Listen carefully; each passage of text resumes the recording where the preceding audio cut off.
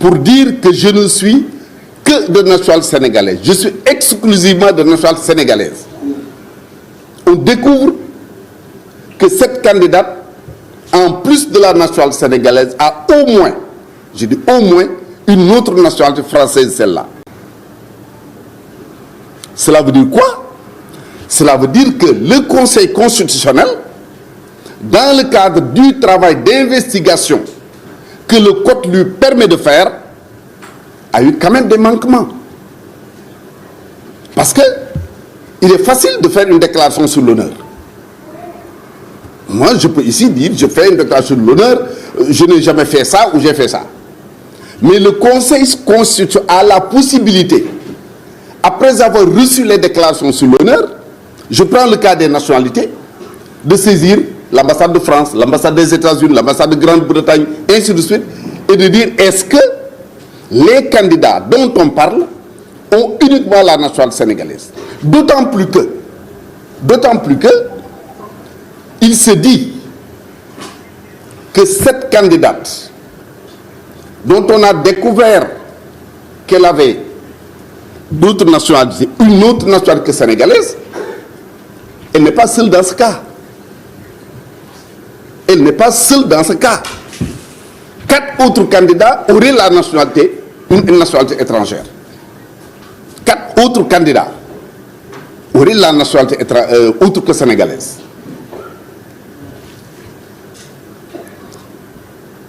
Il s'ajoute que, et vous l'avez tous entendu, surtout vous des médias, des membres de la société civile que vous connaissez tous, ont crié sur tous les toits qu'ils ont pris contact avec le président de la République pour demander que l'élection soit reportée, pour demander qu'il y ait un autre dialogue qu'ils appelaient le dialogue de la dernière chance.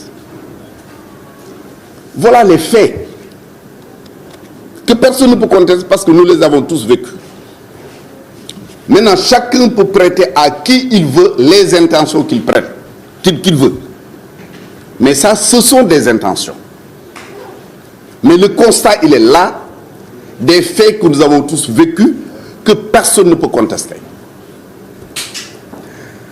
Si donc le président de la République a pris la décision de reporter l'élection présidentielle pour que lumière soit faite sur toutes ces affaires, c'est vrai, comme j'ai dit, on peut être contre, on peut être pour, c'est ça le débat démocratique d'ailleurs, mais personne ne peut soutenir valablement que le président de la République a pris une décision unilatérale. Parce que si on s'interroge, s'il n'y avait pas la saisine des 41 candidats recalés qui demandaient au président que leur dossier soit revu, s'il n'y avait pas ce recours introduit par Thierno Alassane Sall, qui est dans son droit, il est dans son droit, parce que le code permet également à tout candidat déclaré, dont le dossier est recevable, de faire un recours contre un autre candidat. Donc il est dans son droit. Donc s'il n'y avait pas la requête ou la saisine des 41, s'il n'y avait pas le recours introduit par Thierno Alassane Sall, s'il n'y avait pas la découverte qu'une candidate a au moins une autre nationalité, une nationalité autre que sénégalaise, certainement qu'aujourd'hui ce débat ne se serait pas posé. Donc, j'aimerais bien qu'on me dise sur quoi on se fonde pour dire que le président de la République, pour telle ou telle raison, a pris unilatéralement la décision de reporter l'élection présidentielle.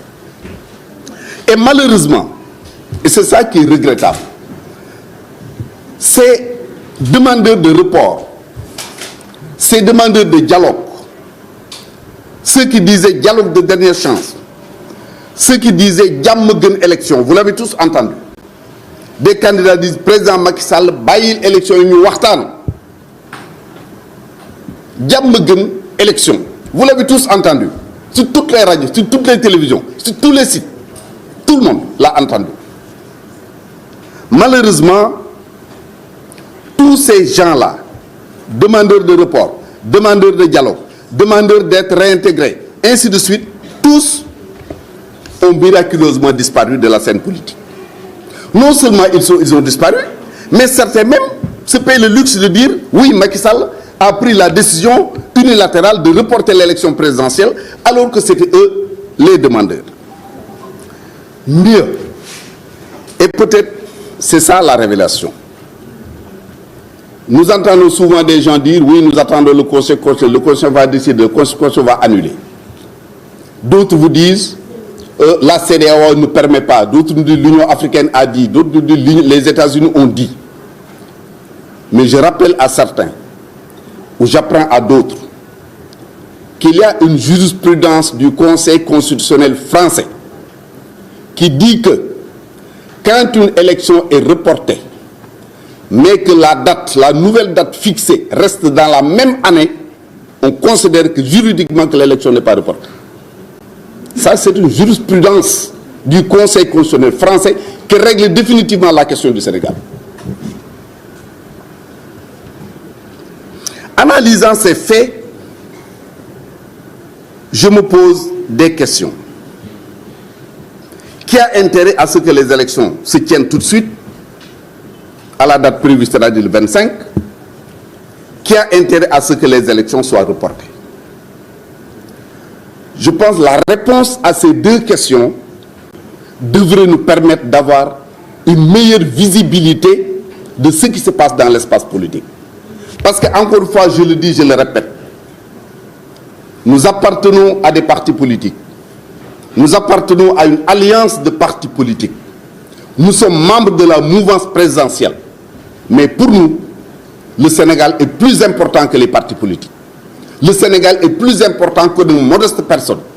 Dire la vérité et être quitte avec notre conscience est plus important que l'intérêt d'un parti politique. Donc, comme on dit, dañuy wax te Yàlla tax.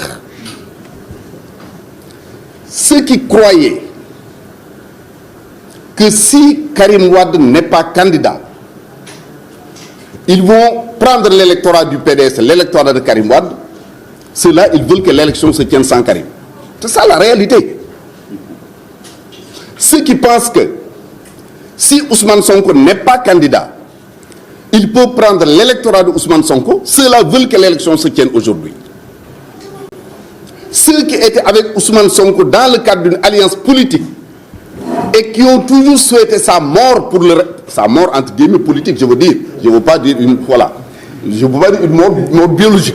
Donc, ceux-là veulent que l'élection se tienne tout de suite et maintenant sans Ousmane Sonko.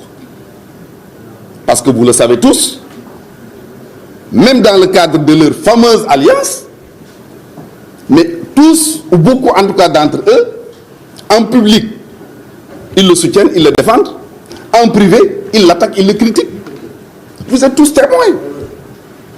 C'est ça que nous avons vécu. Donc toute cette catégorie de candidats veut que l'élection se tienne tout de suite et sans Ousmane Sonko, quel que soit ce qui va se passer après. Il y a une autre catégorie de Sénégalais.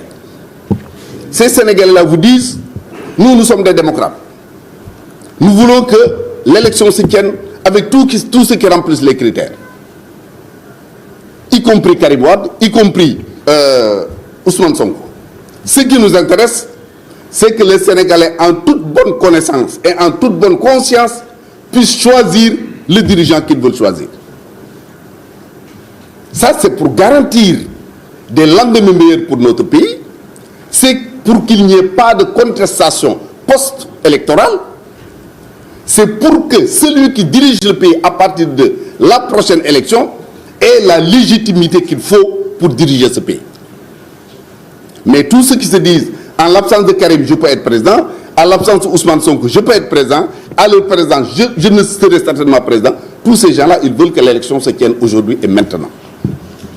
Ça, ce n'est pas des questions juridiques, c'est des questions politiques que nous vivons au jour le jour. Peut-être je le tiens aujourd'hui, je tiens ce langage, ce discours devant vous, devant ces micros, mais vous le savez mieux que moi, parce qu'encore une fois, vous qui êtes de la presse, à chaque fois que vous vous retrouvez face à un leader, un candidat de parti politique, vous savez ce qu'il vous dit des autres.